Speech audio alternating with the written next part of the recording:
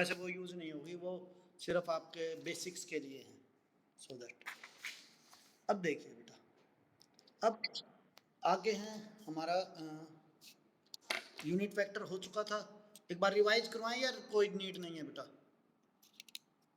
Unit vector को okay बेटा, unit vector का फार्मूला था हमारा, that is a vector divided bye determinant of A vector, यही होता है ए कैप।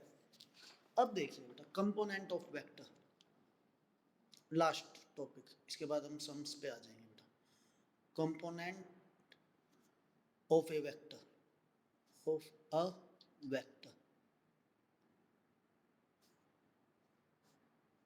अब देखिए बेटा, कंपोनेंट कैसे रिप्रेजेंट किया जाता है। सपोज हमारे पास ये है बेटा, when one point is given, when one point is given, point is given, that is a b, कोई भी पॉइंट गिवन दे दिया बेटा a और b, तो हमें पता है आपको इसको एक्स एक्सिस में ग्राफ पर कैसे रिप्रेजेंट किया जाए। This is our X axis, this is our Y axis. Suppose this point भी ए बी, दिस पॉइंट भी ए बी। तो अब देखिए बेटा, दिस इज ओ, हमें इस पॉइंट का वेक्टर बनाना है, मीन्स दिस इज, ये सपोज करो पॉइंट पी है बेटा, तो हमें ओपी वेक्टर फाइंड आउट करना है, ओपी वेक्टर। तो वो कैसे निकलेगा बेटा, सिंपली है, हमने क्या किया, इसको परपेंडिकुलरली इससे ज्वाइन कर दिया, ठीक है, दैट पॉइंट बी क्यू। तो ये डिस्टेंस कितना होगा, ये डिस्टेंस ए, और ये डिस्टेंस कितना होगा, ऑफ कोर्स बी। शाबाश बेटा। अब देखिए बेटा, पी पे जाना है तो पहले ओ से क्यू पे जाएंगे, दिस वे, ओ से क्यू पे, और फिर क्यू से पी पे जाएंगे, ऑन दैट। ठीक है बेटा, तो ओपी वेक्टर को हम क्या लिख सकते हैं, that is O Q vector plus Q P vector. ठीक है बेटा, अब देखिए ये कॉमन है तो ये ओपी वेक्टर, दैट्स ओके। अब देखिए बेटा, हमें वेक्टर लिखना है, तो ओपी वेक्टर, ये तो चलो हमने कंसीडर किया था, लेकिन पॉइंट तो हमारा ए भी है, तो इसको मैं क्या लिखता हूँ, ये डिस्टेंस कितना है, ओ ए, बट बेटा ये वेक्टर नहीं है, क्योंकि ये तो डिस्टेंस है, distance is not a vector. तो इसको वेक्टर कैसे बनाया जाएगा, आई कैप लगा दीजिए, क्योंकि ये एक्स एक्सिस के अकॉर्डिंग है। सर ये कैसे हुआ, हमने किया था बेटा, देखिए किसी भी वेक्टर को कैसे रिप्रेजेंट किया जाता है, A cap unit vector multiply that's determinant. किसी भी वेक्टर को ऐसे रिप्रेजेंट किया जाता है बेटा, उसके यूनिट वेक्टर से मल्टीप्लाई कर दिया जाए, यूनिट वेक्टर को उसके डिटरमिनेंट से मल्टीप्लाई कर दिया, मतलब उसके मैग्नीट्यूड से। अब ए जो है वो क्या है, मैग्नीट्यूड। ठीक है बेटा, और एक्स एक्सिस के रिस्पेक्ट में हमने क्या किया था, एक्स एक्सिस के रिस्पेक्ट में जो वेक्टर है वो आई कैप से डिनोट किया जाएगा, एक्स एक्सिस के रिस्पेक्ट में यूनिट वेक्टर आई कैप, वाई एक्सिस के रिस्पेक्ट में जे कैप एंड जेड एक्सिस। तो बेटा ये वेक्टर बनाना है तो ये क्या बन जाएगा, A I cap plus this one B J cap. यदि सपोज करो एक और कोऑर्डिनेट होता जेड कोऑर्डिनेट, तो सी के कैप हो जाता बेटा। सपोज यदि ये 3 डायमेंशन में होता तो हम इसको, तो किसी भी पॉइंट को बेटा वेक्टर की फॉर्म में कैसे लिखा जाता है, means simply A I cap वो point plus B J cap. Suppose third point भी होता तो सी के कैप। ओके, ठीक है बेटा। अब देखिए बेटा, और बी क्या है, this is the form of a vector, किसी भी पॉइंट को वेक्टर की फॉर्म में लिखने का मेथड है बेटा। अब ये ए और बी क्या है, ए एंड बी, इसको हम बोलते हैं बेटा डायरेक्शन रेशियो, डायरेक्शन रेशियो। अब जो थर्ड नेक्स्ट चैप्टर जो यूज होगा ना बेटा, आपका 3 डायमेंशन, इसमें हर बार हम इसको डायरेक्शन रेशियो ही बोलेंगे। ये वर्ड है वेक्टर का, these are called direction ratio, और आप इनको कह सकते हैं scalar component, scalar component. Scalar कैसे, क्योंकि ये सिर्फ मैग्नीट्यूड है ए और बी, तो स्केलर है बेटा।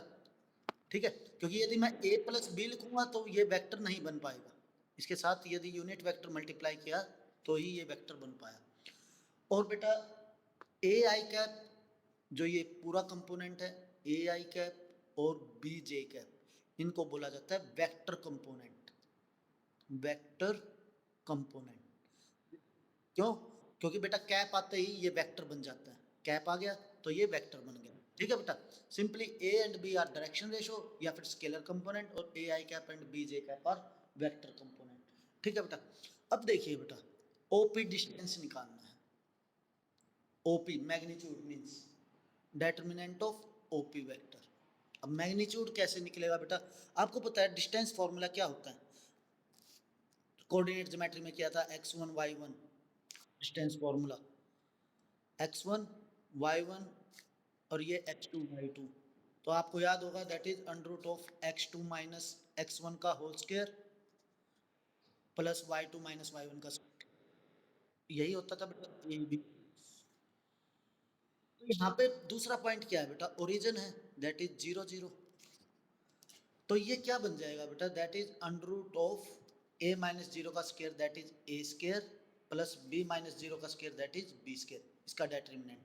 तो किसी भी पॉइंट वेक्टर को का यदि डेटर्मिनेंट निकालना है तो अंडर रूट ऑफ उन पॉइंट्स का स्क्वायर करके ऐड कर दीजिए और अंडर रूट कर दीजिए। ठीक है बेटा, a माइनस हमने डिस्टेंस फॉर्मूला लगाया। ओके, यहाँ तक कोई प्रॉब्लम बेटा? यहाँ तक कोई प्रॉब्लम? अब देखिए, सपोज हमें एक पॉइंट वेक्टर दिया है। अब सम्स पे आ जाते हैं बेटा। सपोज हमारे एक पॉइंट दिया है that is 2 3 and -4।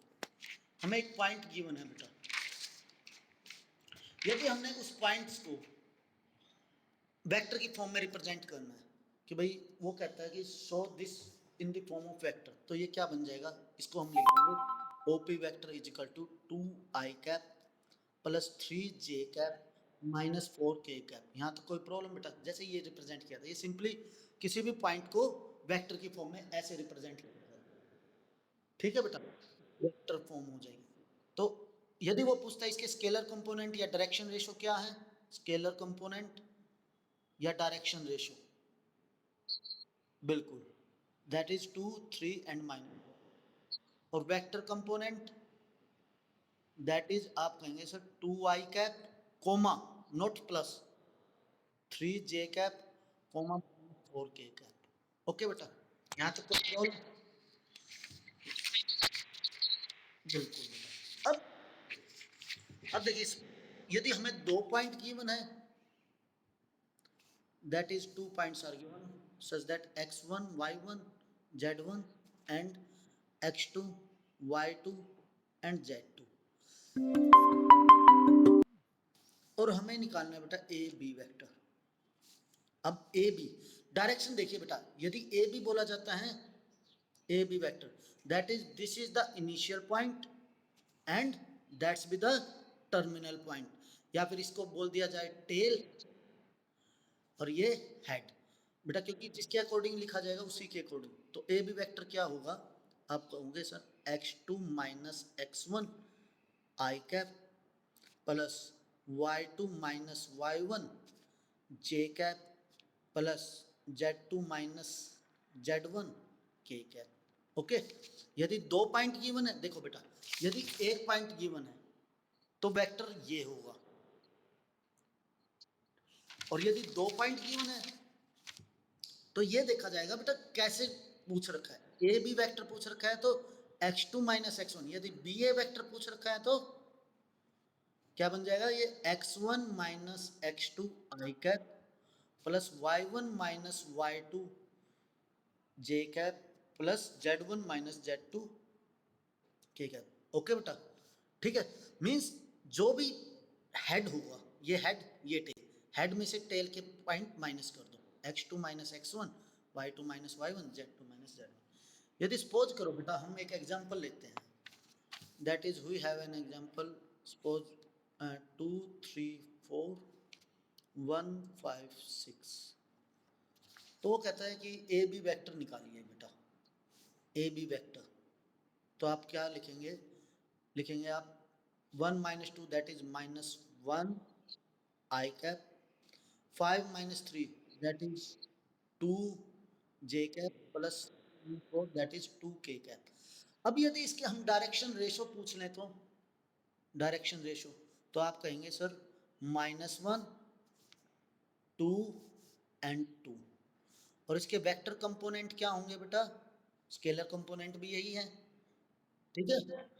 Scalar vector component ये है बेटा, सॉरी स्केलर कंपोनेंट, और vector component -1 I cap 2 J cap and 2 K cap. यदि वो पूछता है बेटा determinant of A B vector, तो सिंपली इन्हीं को वो कर दिया जाए, दैट इज -1 का स्केयर प्लस 2 का स्केयर प्लस 2 का square, that is √1 + 4 is equal to √9 is equal to 3। Is that okay? कोई प्रॉब्लम बेटा? यहाँ तक कोई प्रॉब्लम? अब देखिए बेटा, अब सम्स पे आते हैं हम। तो सम किस प्रकार आता है? सपोज हमारे पास बेटा एक सम आता है, 6 मेथड सीखे हैं हमने अभी तक, जो हमने किया है अभी तक 6 पॉइंट्स सीखे हैं बेटा। We have given if initial point A is 2 4, suppose 2 -4 6 and terminal point लिख देते हैं पूरा, terminal point is B is 4 1 0। Simply सबसे पहले क्वेश्चन है हमारे पास बेटा, find A B vector, he is saying find A B vector. तो आपको पता है बेटा ए बी वेक्टर कैसे निकाला जाएगा?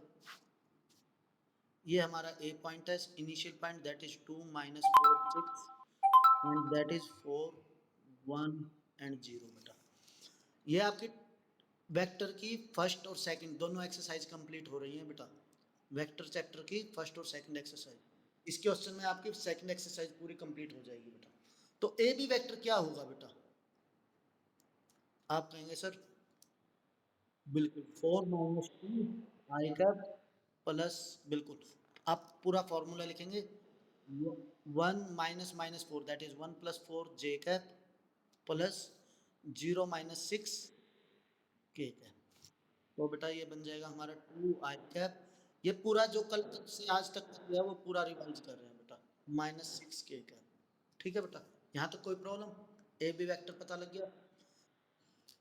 अब ये तो फर्स्ट क्वेश्चन था, सेकंड क्वेश्चन इसी में ये पूछ लेता है, find scalar and vector component, scalar and vector component.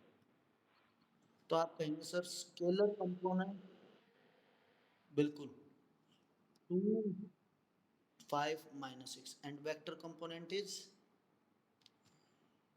2 I cap 5 -6 K cap, बिल्कुल ठीक है बेटा, कोमा लगाना बस। Third, find determinant of A B vector, determinant of A B vector. तो वो आपको पता है क्या निकलेगा, √2 square plus 5 square plus -6 that is 4 + 25 + 26, ये बन जाएगा आपका 6 5 11 4 15, दैट इज √65। ठीक है बेटा, ये determinant of A B vector. अब देखिए नेक्स्ट क्वेश्चन इसी में बनता है, find A vector B, find a vector B vector parallel to A B, parallel to A B vector which has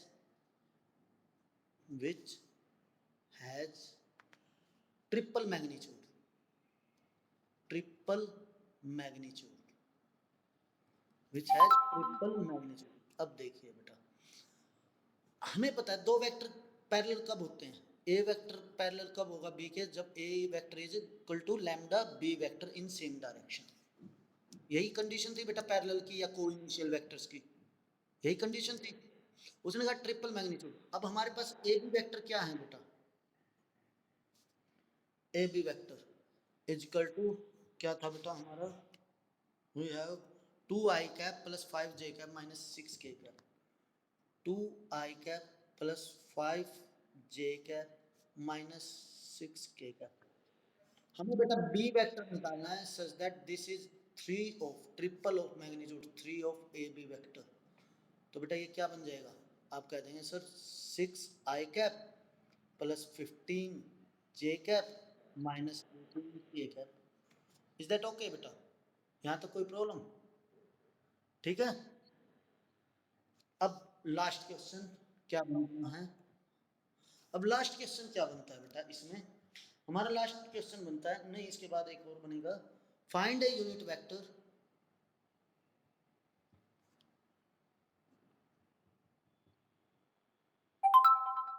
हाँ बस बेटा पैरेलल वेक्टर्स, तो पैरेलल वेक्टर क्या होता है, A equal to lambda B, means यदि सपोज करो 1/3 का किया जाता तो ये हम क्या लिख देते, that is 2/3 I cap plus 5/3 J cap minus 6/3 that is 2 K cap. यदि वो पूछता कि भाई 1/3 मैग्नीट्यूड होना चाहिए पैरेलल वेक्टर का, तो पैरेलल वेक्टर की कंडीशन कल की थी बेटा, A vector is equal to lambda B vector, so that. अब नेक्स्ट क्वेश्चन है बेटा, find a unit vector.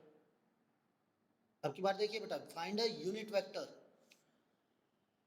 in direction of AB vector, in direction of AB vector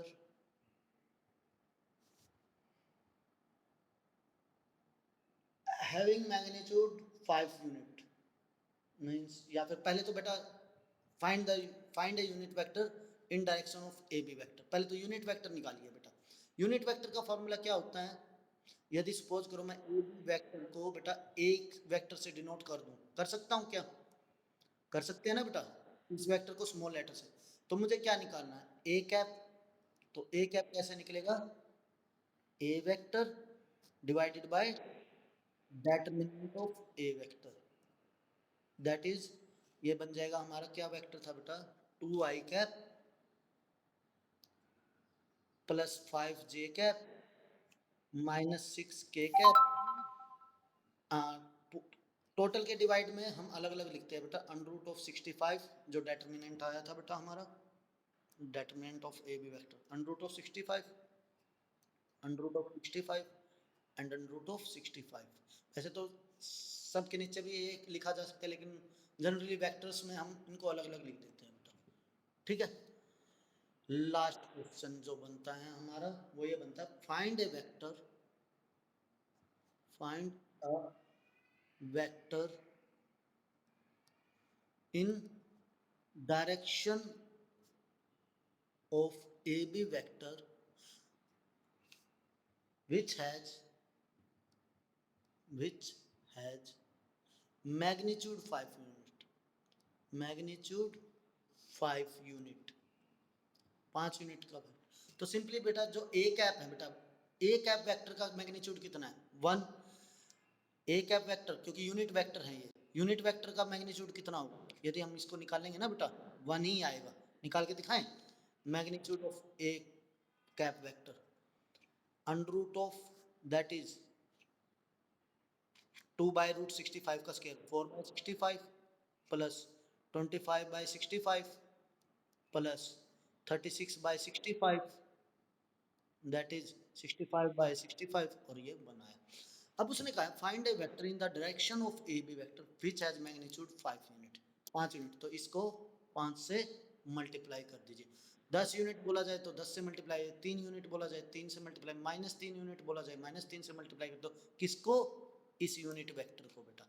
तो ये क्या बन जाएगा हमारा 10/√65 कैप प्लस 25/√65 जे कैप माइनस 30/√65 के कैप। यहाँ तक कोई प्रॉब्लम बेटा? यदि ये सम समझ में आ गया तो आपका 10.1 एंड 10.2 कंप्लीट हो चुकी है। देखिए बेटा अब हम एक्सरसाइज पे आ जाते हैं। ठीक है, ये सिर्फ यही सम है बेटा, क्वेश्चन को सिर्फ घुमा के या वैसे दिया होगा आपको, तो देखिए कैसे। Vector 10th chapter,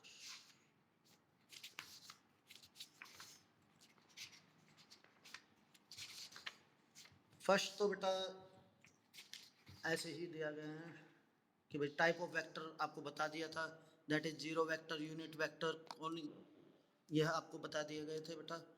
represent graphically a displacement of 40 kilometre 30 degree west of south. तो बेटा आपको वही इसी में बता देते हैं। आपको पता है ये नॉर्थ ईस्ट वेस्ट साउथ, तो उन्होंने कहा है कि भाई 30 डिग्री वेस्ट ऑफ साउथ 40, आप ऐसे रिप्रेजेंट कर देंगे।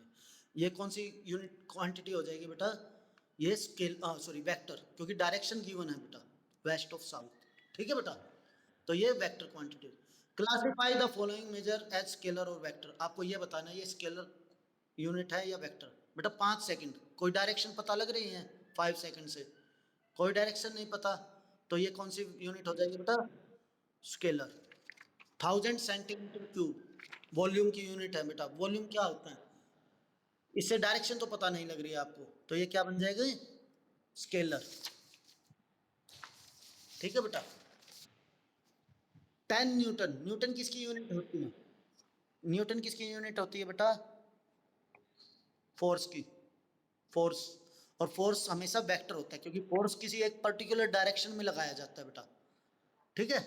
10 न्यूटन ये फिजिक्स में है, ये आपको समझने की जरूरत नहीं है, या तो रट लीजिए जैसे मैंने कल बताया था आपको कुछ यूनिट्स, ठीक है बेटा। 30 किलोमीटर पर आवर ये स्पीड है, 30 किलोमीटर पर आवर, ये नहीं बेटा 30 किलोमीटर पर आवर स्पीड नहीं डायरेक्शन होती है बेटा, 30 kilometre per hour just. Direction जब तक गिवन नहीं होगी, तो डायरेक्शन गिवन होते ही वेलोसिटी बन जाती है बेटा। वैसे तो स्पीड है 30 किलोमीटर पर आवर, एक कार जा रही है 30 किलोमीटर पर आवर, तो ये स्केलर है। 10 ग्राम पर सेंटीमीटर क्यूब, कहीं भी डायरेक्शन की मेंशन नहीं है बेटा, ठीक है, तो ये भी वेक्टर। 20 मीटर पर सेकेंड टूवर्ड्स नॉर्थ, अब ये वेलोसिटी बन गई बेटा, 20 मीटर पर सेकेंड टूवर्ड्स नॉर्थ, अब ये डायरेक्शन गिवन है, तो ये क्या होगी बेटा, वेक्टर। अब देखिए in figure which of the vector are collinear equal and coinitial. देखिए बेटा आपको सिर्फ ये बताना है इनमें से कौन से वेक्टर कोलिनियर, कोलिनियर वेक्टर कौन से होते हैं, जो एक लाइन में हो बेटा, को इनिशियल जिनका स्टार्टिंग पॉइंट सेम है, और इक्वल वेक्टर जिनकी डायरेक्शन और मैग्नीट्यूड सेम है। डिटेक्ट कर लेंगे बेटा, या बताने की जरूरत है, यहाँ हो जाएगा।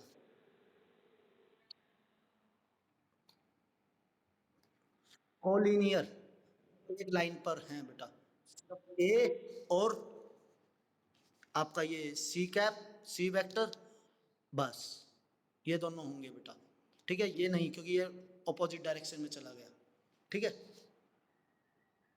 तो ऐसे आप कर लेना बेटा। Represent graphically a displacement of 40 kilometre 30 degree east of west, east of north, कर लोगे बेटा, इसे इजिली हो जाएगा आपसे। 40 kilometre 30 degree east of north, मतलब वो डायरेक्शन बनाना है north west. Classify the following measure as scalar vector. बेटा यदि नहीं भी पता लग रहा है तो पीछे से आंसर से याद कर लेना, क्योंकि ये फिक्स है, कुछ ये फिजिक्स की टर्म्स हैं बेटा, ठीक है, ओके। क्योंकि यदि हम बताएंगे डायरेक्शन कैसे पता लगेगी सर, तो ये फिजिक्स के अकॉर्डिंग चलता है। अब in figure this identify the coinitial equal collinear but not equal, तो आप आइडेंटिफाई कर लेंगे बेटा, ठीक है। Answer the following as true और false, A vector and minus A vector are collinear, यहीं से इसी डायग्राम को देख के आप बता देंगे। इजी है बेटा, बहुत आसान है, ये कोई प्रॉब्लम नहीं। अब 10.2 पे आ जाते हैं बेटा।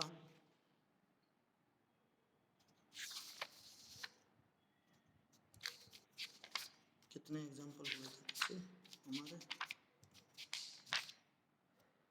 जस्ट 3 एग्जाम्पल हुए थे, 4th एग्जाम्पल से स्टार्ट, बिल्कुल बेटा। तो 4th एग्जाम्पल ये रहा, देखिए बेटा। Find the value of X Y and Z so that this and this are equal vector. देखिए बेटा दो वेक्टर इक्वल कब होते हैं, आपको पता है कब होंगे बेटा दो वेक्टर इक्वल, जब उनके कॉरस्पॉन्डिंग कंपोनेंट भी इक्वल होंगे, यानी कि एक्स की वैल्यू क्या आएगी 2, वाई की वैल्यू 2, जेड की वैल्यू 1, ठीक है बेटा, हो जाएगा ये, क्या करके दिखाएं। दो वेक्टर इक्वल कब किए थे, जब उनके साइड भी डायरेक्शन रेशियो सब सेम होंगी, तभी तो दो वेक्टर इक्वल होंगे। नेक्स्ट क्वेश्चन बेटा, let A vector and B vector is magnitude of A vector is equal to magnitude of B, means दोनों का बेटा मैग्नीट्यूड निकाल दीजिए। तो मैग्नीट्यूड निकाला, दोनों का सेम आया बेटा। ठीक है। Are the vector A and B are equal, क्या ए और बी वेक्टर इक्वल है? नहीं बेटा, मैग्नीट्यूड इक्वल है बट वेक्टर इक्वल नहीं है, क्योंकि आई कैप का 1 है और जे कैप का 2 है। आई कैप मैग्नीट्यूड इक्वल है but vectors are not equal. ठीक है बेटा, यहाँ तो कोई प्रॉब्लम वो कॉपी में करके बताएं या इसमें कोई प्रॉब्लम नहीं बेटा, क्योंकि कॉपी में एक सवाल हो चुका है उसी के अकॉर्डिंग, जो ये हमने अभी ये जो 5 टाइप किए ना बेटा, इनसे बाहर कोई नहीं बनेगा। ठीक है, यदि कोई होगा तो हम बता देंगे। Find unit vector, unit vector नहीं है, in the direction of vector this. Unit vector क्या होगा बेटा? A cap by A cap equal to A vector divided by magnitude of A vector, हो जाएगा बेटा। Find A vector in the direction vector that has magnitude 7 unit, तो क्या करेंगे बेटा? वेक्टर जो मैग्नीट्यूड निकाले उसको 7 से मल्टीप्लाई कर देंगे। ठीक है, एक चीज और बेटा, हाँ एक चीज बतानी थी आपको, इसमें क्या बताना था बेटा हमें आपको? सर ये एक 4th क्वेश्चन और 6th क्वेश्चन में क्या डिफरेंस है? देखिए बेटा, 4th क्वेश्चन में find A vector B parallel to A B which has triple magnitude, और find A vector in the direction of A B vector which has magnitude 5 unit. तो sir इसमें और इसमें क्या थोड़ा सा चेंज क्या है? इसमें 5 यूनिट, क्या हम इसको 5 से मल्टीप्लाई, क्योंकि बेटा ये यूनिट वेक्टर पूछ रखा है और दूसरा ये पैरेलल वेक्टर पूछ रखा है बेटा। ठीक है, ओके, ठीक है, ये यूनिट वेक्टर पूछ रखा है, मैग्नीट्यूड टोटल 5 यूनिट पूछ रखा है बेटा। सर इसमें यूनिट वेक्टर की तो बात नहीं की गई, लेकिन मैग्नीट्यूड ओनली 5 यूनिट। इसमें ट्रिपल मैग्नीट्यूड बोला गया है बेटा, ट्रिपल, इस वेक्टर का ट्रिपल मैग्नीट्यूड। ठीक है बेटा, ओके। तो अब देखिए यहाँ पर बेटा नेक्स्ट उसने कहा find the unit vector in the direction of sum of the vector this and this. बेटा in the direction of sum of the vector, पहले तो इन दोनों वेक्टरों को प्लस कर दीजिए। देखो बेटा, एक वेक्टर ए है हमारे पास, that is 2i plus 2j plus -5k cap, और बी वेक्टर ये है बेटा हमारे पास, that is 2i plus J cap plus 3k cap. बेटा उन्होंने कहा एक ऐसा वेक्टर बताना है, यूनिट वेक्टर, ऐसा यूनिट वेक्टर जो इन दोनों के सम के वेक्टर के इक्वल हो। तो पहले तो बेटा हमने इनका सम करना है, उसको मान लिया मैंने सी वेक्टर, जो इनका सम करके आएगा, that is 2 + 2 4i cap, 2 + 1 that is 3j cap -2k cap. बेटा अब इस वेक्टर का यूनिट वेक्टर निकाल दीजिए, इस वेक्टर का यूनिट वेक्टर आपको पता है मैग्नीट्यूड ऑफ सी, निकाल दीजिए और इसको डिवाइड कर दीजिए। ओके, ठीक है बेटा। तो सिंपली जब भी ये पूछा जाए find the vector in the sum of this, पहले तो उनको सम करना हो सम कर दीजिए, प्रोडक्ट करना हो प्रोडक्ट कर दीजिए, और जो भी करना है बेटा वो करके जो सिंपली उसने मेंशन किया वो कर दीजिए। ठीक है बेटा, प्रोडक्ट बेटा अभी देख, अभी प्रोडक्ट करेंगे, नेक्स्ट नेक्स्ट एक्सरसाइज में प्रोडक्ट करेंगे। 2 प्रकार की प्रोडक्ट होती है वेक्टर की, एक स्केलर एक वेक्टर, तो वो अलग अलग होती है बेटा, जब वो करेंगे तो बता देंगे। ठीक है, अब write the direction ratio of vector this and hence calculate its direction cosine. बेटा डायरेक्शन रेशो क्या होंगी इसकी, आपको पता है 1 1 -2, ये तो डायरेक्शन रेशो है। ठीक है बेटा, और डायरेक्शन कोसाइन क्या होती है बेटा? जब वेक्टर, जो वेक्टर कंपोनेंट थे ना वो डायरेक्शन कोसाइन होते हैं बेटा, जो वेक्टर कंपोनेंट होते हैं। तो वेक्टर कंपोनेंट 1/√6, पहले इसका वो निकाल दीजिए, क्या कहते हैं, यूनिट वेक्टर। यूनिट वेक्टर निकाला बेटा, अब ये जो कंप्लीट होता है ये डायरेक्शन कोसाइन होते हैं। ठीक है, ओके, कोई डाउट? आगे देखिए बेटा, 2 पॉइंट गिवन है, find the vector joining the point this and this from P to Q। तो निकाल दोगे बेटा, 2 पॉइंट है, -1 -2 दैट इज -3i। अब नेक्स्ट है आपका बेटा सेक्शन फार्मूला, भी हमने बताया नहीं, तो सेक्शन फार्मूला के हम कल करेंगे बेटा। ठीक है, आज के लिए इतना, तो आप ये इजीली हो जाएगा, कोई प्रॉब्लम नहीं होगी बेटा किसी में भी। सभी ये जो अभी जो ये 6 सम की है ना बेटा, इनसे बाहर कोई सम नहीं है। ठीक है, ओके, आज के लिए इनफ बेटा।